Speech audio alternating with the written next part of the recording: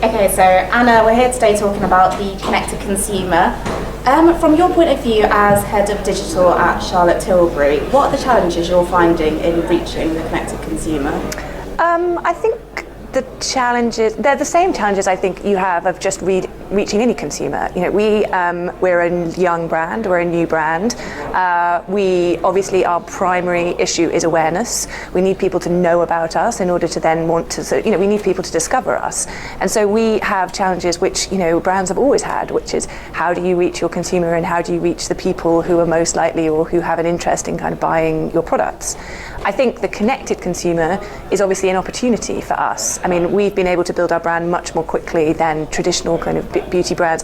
I mean, I think we in revenue, we did in our first year what it took Mac 10 years to get to. And that's because the fact that people are connected now, the fact that you can grow through social and grow through content and really sort of tell a story about your brand without necessarily having to have the money and the resources to invest in advertising is a huge, that's a huge plus for us. That said, the connected consumer is a challenge because they're overwhelmed by essentially advertising, by ad formats, by a sort of sense of kind of fear of what's happening with their data and how it's being used, the sense of sort of creepiness of being stalked around kind of the internet or on my phone with retargeting.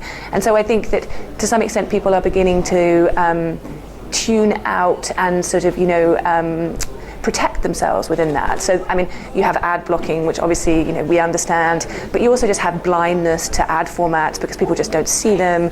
You have a sort of a reluctance to give your data or to allow your data to be used, which kind of brings complexities with targeting.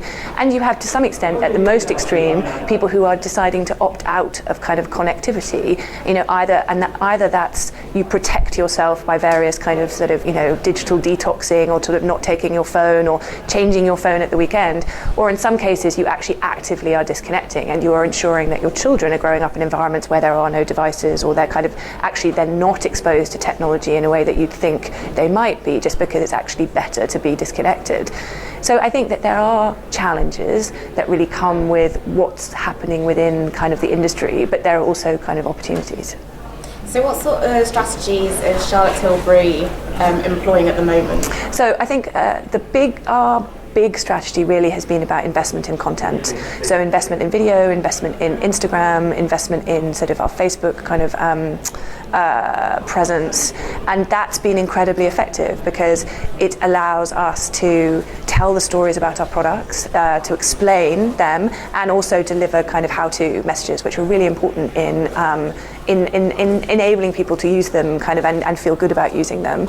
And then we do we invest kind of heavily from a digital sort of marketing perspective, predominantly on search and sort of really kind of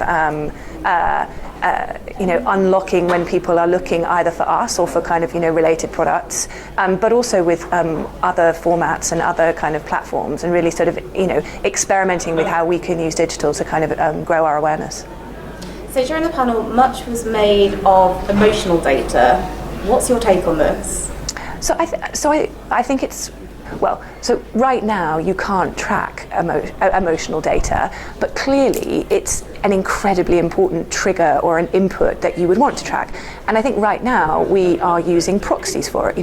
There are times, it's all about kind of relevance and appropriateness of your message, and that there are certain times in the day when it's more appropriate to talk to someone about certain things than it is at others. And in the morning people are busy, they want to do various things, they want to get, they're about efficiency, whereas in the middle of the day or at the end of the day they're probably more about kind of pleasure and sort of,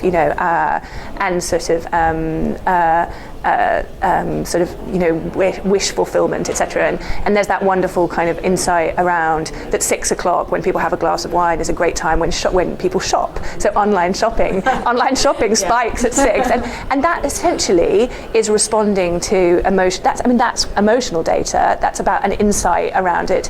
What we haven't yet got is the way of actually tracking that. Sort of, as in, you sit down, I know that you're in a good mood, and therefore you're kind of, but I can assume you're in a good mood because you're relaxed and it's the end of your day and you've got a glass of wine. So I think that idea of mood-based messaging and mood-based sort of decision-making is a really important one. I think actually we're doing that sort of to some extent. It's just how we can get more sophisticated about really understanding your personal mood rather than my assumption about your personal mood. Anna, thanks very much.